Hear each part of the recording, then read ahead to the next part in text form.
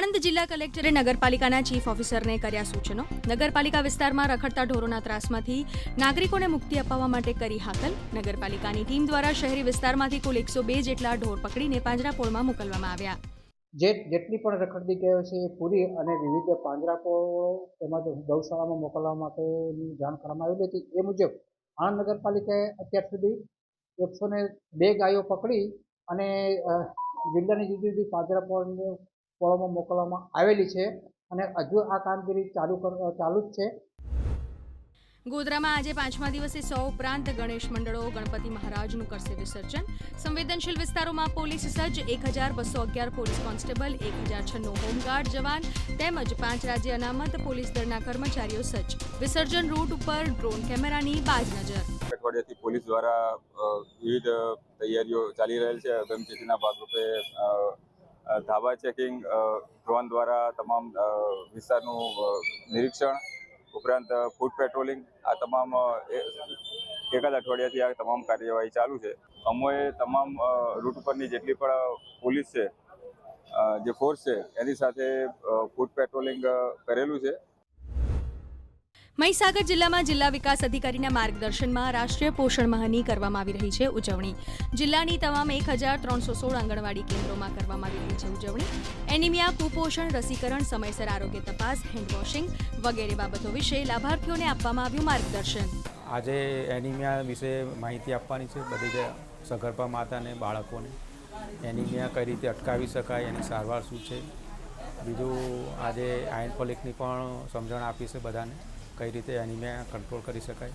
બાળકો અને માતાઓને પણ રસી આપવામાં આવશે અને જે પોષક આહાર છે એનું પણ વિતરણ કરવામાં આવશે। વડોદરામાં ગણેશ પંડાલનું અનોખું ડેકોરેશન। બાબા અમરનાથ ધામની પ્રતિકૃતિ ઊભી કરવામાં આવી। સાથે જ ભક્તો શિવલિંગ પર જલાભિષેકનો મેળવી શકે છે લાભ। મોટી સંખ્યામાં લોકો મેળવી રહ્યા છે દર્શનનો લાભ। અમરનાથની ગુફા અમે લોકોએ બનાવી છે, જે 220 ફૂટના વિસ્તારમાં ફેલાયેલી છે।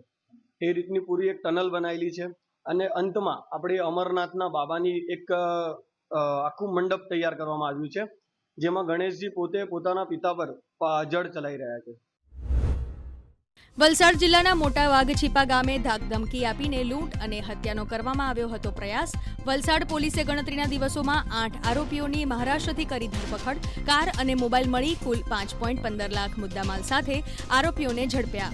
અલગ અલગ ટીમો બનાવવામાં આવી હતી।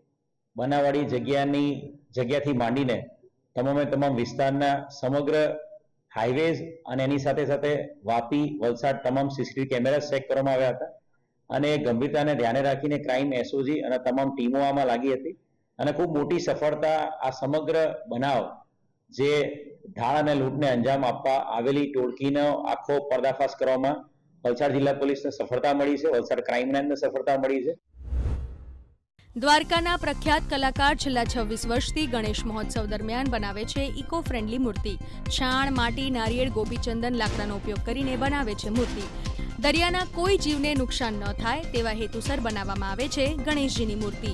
ઋષિ પરંપરા તરીકે જે બધા પદાર્થો વપરાય છે, જેમાં છાણ છે, માટી છે, લાકડું છે, ગંગાજળ છે, તો એ બધાનો ઉપયોગ કરીને બનાવીએ તો એનાથી એક પર્યાવરણનું પણ જતન થાય છે ને અત્યારે કેમિકલ ને પીઓપી જેવા જે પદાર્થો છે એનાથી જ્યારે વિસર્જન કરીએ છીએ ત્યારે નદી નાળાના જીવો હોય છે એ બધા મૃત્યુ પામે છે।